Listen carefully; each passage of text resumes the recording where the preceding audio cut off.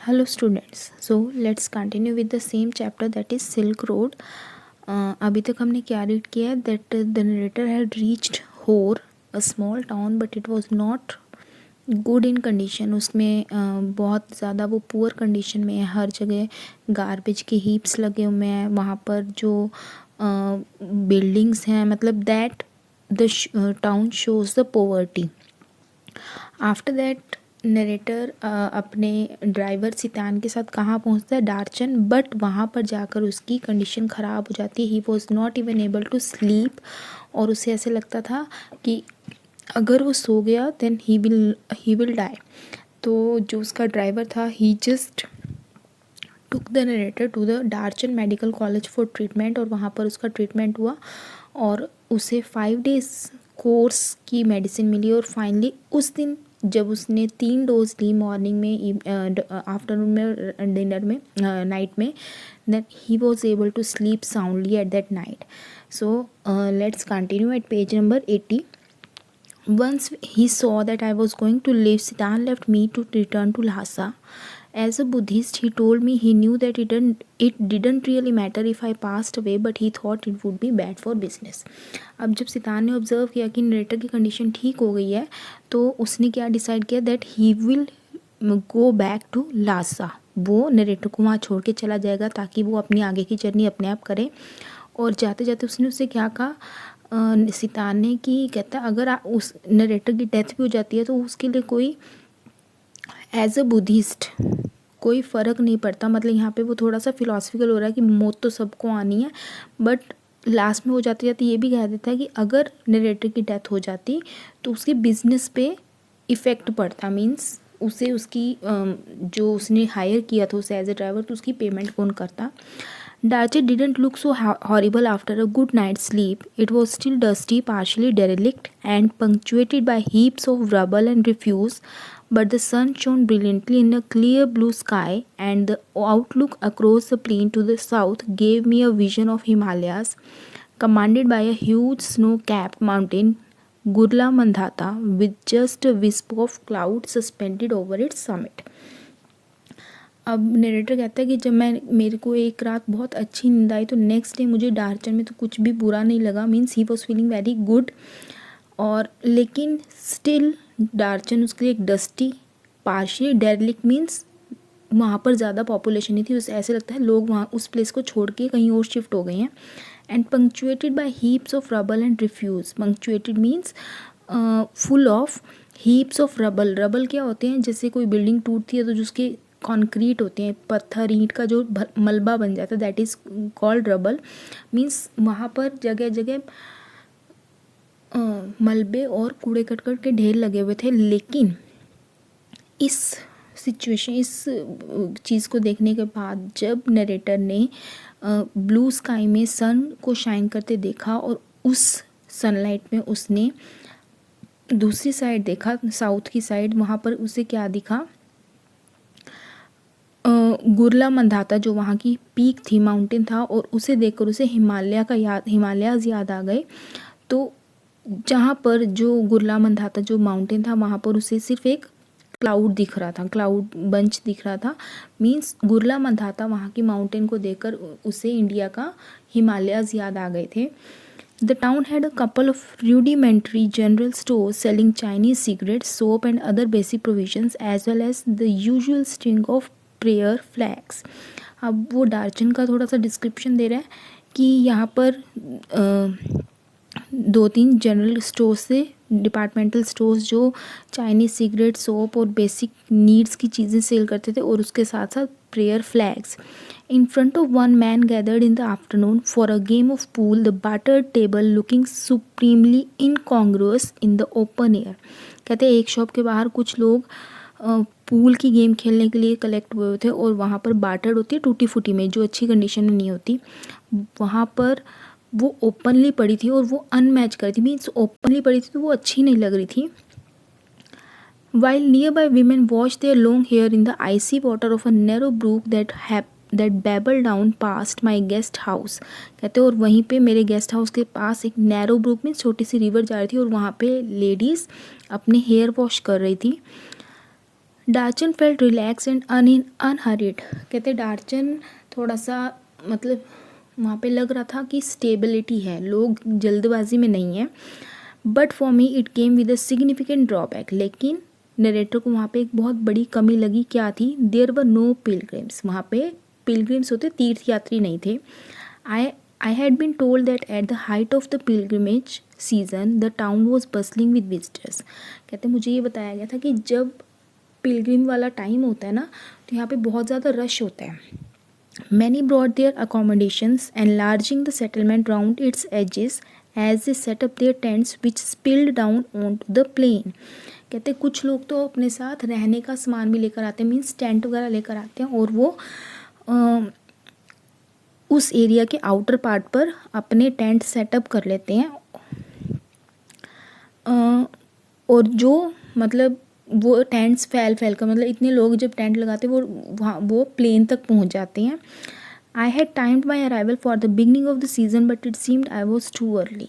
अब नरेटर कहता है कि मैंने स्टार्टिंग का मीन्स जिस टाइम ये जर्नी स्टार्ट होती है मैंने उसके बिल्कुल स्टार्टिंग वाला टाइम चूज़ किया था, लेकिन अब उसे रियलाइज़ हुआ कि मैंने बहुत जल्दी टाइम चूज़ कर लिया। One afternoon I set pondering my options over a glass of tea in Darchan's only cafe. After little consideration, I concluded they were severely limited. Clearly, I hadn't made much progress with my self-help program on positive thinking. अब एक दिन वो डार्चन का जो only cafe था वहाँ पर चाय पीते हुए सोच रहा था कि मेरे पास क्या ऑप्शंस हैं। तो उसने ये सोचा कि मैं किस किस तरीके से जर्नी कर सकता हूँ। तो उसके पास लिमिटेड ऑप्शंस थे और उसने ये क्लियर कर लिया कि उसके माइंड में ना नेगेटिव थॉट्स ज़्यादा आ रहे थे पॉजिटिव की बजाय। In my defense it hadn't been easy with all my sleeping difficulties but however I looked at it. कहते और मैंने बचने के लिए जब सोचा तो मेरे पास नेगेटिव थॉट सबसे पहले क्या आया, वो उसका जो इंसिडेंट था कि उसकी तबीयत ख़राब हुई थी और उसे लग रहा था कि वो मर जाएगा।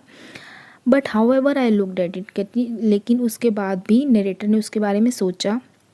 आई कुड ओनली वेट। वो सिर्फ वेट कर सकता था। The pilgrimage trail was well trodden but I didn't fancy doing it alone. कहते जो पिलग्रिमेज जो जिस रास्ते से तीर्थयात्री यात्रा करते थे वहाँ पे बहुत सारे लोग चल कर गए थे, लेकिन नरेटर उस पर अकेला चलना नहीं चाहता था। The kora was seasonal because parts of the routes were liable to blockage by snow. कहते जो कोरा था, जो माउंट कैलाश की जो परिक्रमा करने का प्रोसीजर होता था वो सीजनल होता था, 12 महीने नहीं होता था। क्यों? क्योंकि वहाँ पर स्नोफॉल की वजह से रास्ते ब्लॉक हो जाते थे। I had no idea whether or not the snow had cleared but I wasn't encouraged by the chunks of dirty ice that still clung to the banks of Darchen's brook. कहते मुझे नहीं पता था कि आगे जहाँ पे मैंने जिस रास्ते के थ्रू जर्नी करनी है वहाँ पर स्नो क्लियर हुई है या नहीं, लेकिन जब वो डार्चन की रिवर में आसपास आइस ब्लॉक्स देखता था तो उसे नेगेटिव आता था कि यहाँ पे इतनी बर्फ़ है तो वहाँ कितनी होगी। Since Sitan had left I hadn't come across anyone in Darchen with enough English to answer even this most basic question. कहते हैं अब सितान तो वहाँ से चला गया था। कहते हैं मुझे उसके बाद कोई ऐसा पर्सन नहीं मिला जो मुझे इस कॉमन से आंसर क्वेश्चन का इंग्लिश में आंसर दे दे कि वहाँ पे स्नो क्लियर की गई है या नहीं। Until that is I met Norbu the cafe was small. कहते हैं ऐसा तब तक रहा जब तक वो एक पर्सन से नहीं मिला जिसका नाम था Norbu. The cafe was small dark and cavernous with a long metal stove that ran down the middle. कहते हैं कि कैफ़े जो था छोटा था, डार्क था, कैवरनस मीन्स गुफा की तरह था, with a long metal stove that ran down the middle. और जो कैफ़े का मेटल स्टोव था वो बिल्कुल मिडल में था। The walls and ceilings were wreathed in sheets of multicolored plastic। कहते जो कैफ़े की वॉल्स थी और छत थी उस पर मल्टी कलर्ड प्लास्टिक शीट्स लगाई गई थी ऑफ द स्ट्राइप्ड वैरायटी। और उसकी वैरायटी कौन सी थी? Striped. Broad blue red and white in colours की लगाई गई थी। That is made into stout voluminous shopping bags sold all over China and in many other countries of Asia as well as Europe. कहते हो ये वो वाली sheet थी जिससे बहुत बड़े बड़े और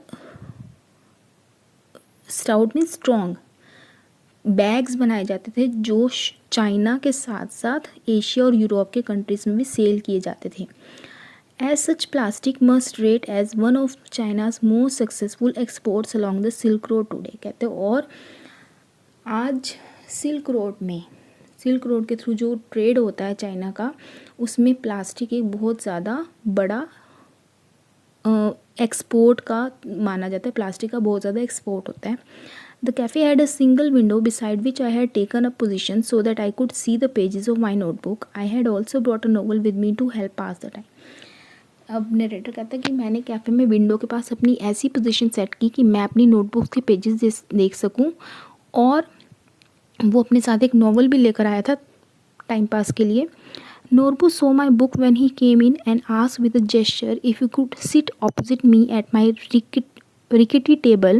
You English? He inquired after he had ordered tea. I told him I was and we struck up a conversation.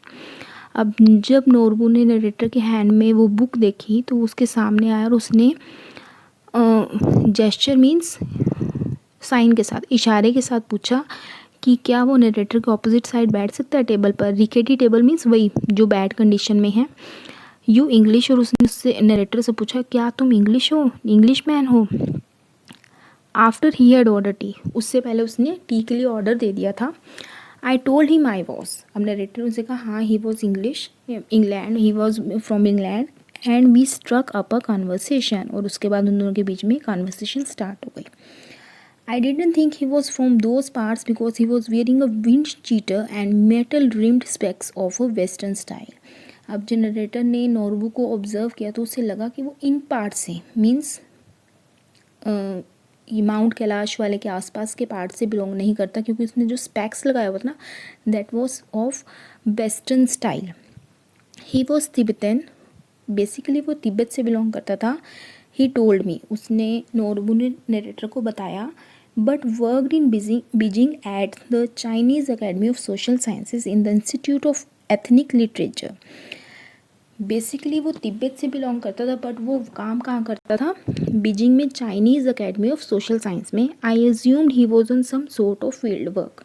अब नरेटर को लगा शायद ये किसी फील्ड वर्क के लिए आया। Yes and no he said, अब उसने कहा फील्ड वर्क के लिए आया, हाँ भी और नहीं भी। कैसे? I have come to do kora, अब उसने क्या कहा कि मैं कोरा करने के लिए आया हूँ, मीन्स माउंट कैलाश की परिक्रमा के लिए। माई हर्ट जाम्प्ड, अब नरेटर का दिल खुश हो गया। Norbu had been writing academic papers about the Kailash kora and its importance in various works of Buddhist literature for many years.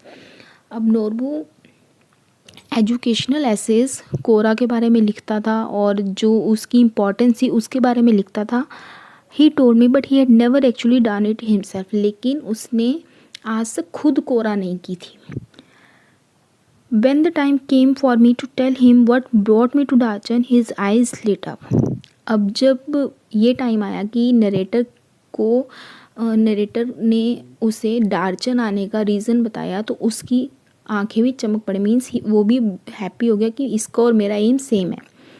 We could be a team, उसने क्या कहा हम एक टीम बन सकते हैं। He said excitedly, 2 academics who have escaped from the library, कि 2 academics जो लाइब्रेरी से भाग चुकी हैं। Perhaps my positive thinking strategy was working after all, कहते हैं अब शायद जो उसने सोचा था नरेटर ने वो शायद सक्सेसफुल होने लगा था। My initial relief at meeting Norbu, who was also staying in the guest house, was tempered by the realization that he was almost as ill-equipped as I was for the pilgrimage. अब जो नोरबू था वो उसी guest house में रह रहा था जिसमें नरेटर रह रहा था, और जब उसने ये देखा कि उसके पास भी इक्विपमेंट्स कम है, वैसे ही जैसे नरेटर के पास कम है। He kept telling me how fat he was and how hard it was going to be. अब नोरबू ने उसे क्या बताया कि वो बहुत हैवी है, फैट है और उसके लिए बहुत मुश्किल हो गई चढ़ाई।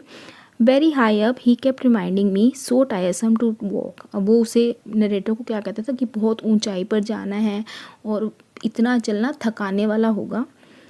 ही wasn't really a practising Buddhist, it transpired, but he had enthusiasm and he was of course Tibetan. कहते हैं रादर वो बुद्धिस्ट के आइडियल्स को, उनकी बातों को फॉलो नहीं करता था, बुद्धिस्ट मोंक नहीं था, बट बेसिकली वो तिब्बतन ही था। Although I had originally envisages making the track in the company of devote believers. अब नरेटर ने क्या सोचा था कि वो अपनी जर्नी किनके साथ करेगा, जो डिवोट बिलीवर्स होते हैं, मीन्स जो ऑलरेडी तीर्थ यात्री होते हैं। On reflection I decided that perhaps Norbu would turn out to be the ideal companion. But जब उसे कोई और नहीं मिला तो उसने सोचा नोरबू भी एक अच्छा कंपेनियन प्रूव हो सकता है। He suggested we hire some yaks to carry out luggage. अब नोरबू ने क्या सजेस्ट किया कि वो याक्स हायर कर देंगे अपने सामान को कैरी करने के लिए, which I interpreted as a good sign. अब नरेटर ने भी इस चीज़ को good sign, as a good sign लिया, and he had no intention of prostrating himself all round the mountain. और नोरबू ने ये भी कहा कि वो लेट का परिक्रमा नहीं करेगा। Not possible, he cried collapsing across the table in hysterical laughter. और ये कहते कहते वो टेबल पर इतना तेज़ हंसने लगा कि वो मतलब जब कोई बहुत ज़्यादा हंसता है ना, that is called hysterical laughter. It wasn't his style. कहते हैं रादर ये उसकी नॉर्मल बात नहीं थी। And anyway his tummy was too big. और बेसिकली उसकी टमी भी बहुत, उसका पेट भी बहुत निकला हुआ था, मतलब कि वो चल कर ही उस कोरा को कंप्लीट करना चाहता था। तो ये था हमारा चैप्टर सिल्क रोड।